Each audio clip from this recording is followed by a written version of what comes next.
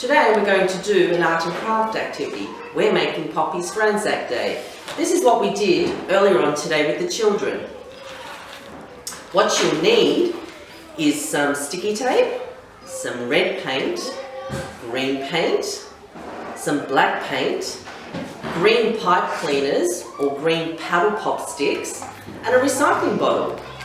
And what we're going to do is cut the base off the recycling bottle and make a poppy. And then from the centre of the recycling bottle, we'll cut a leaf. We attach it to the paddle pop stick with sticky tape.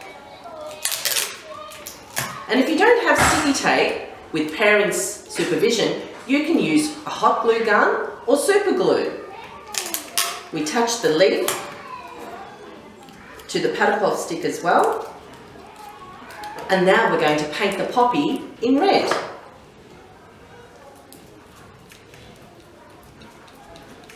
We'll paint the leaf in green.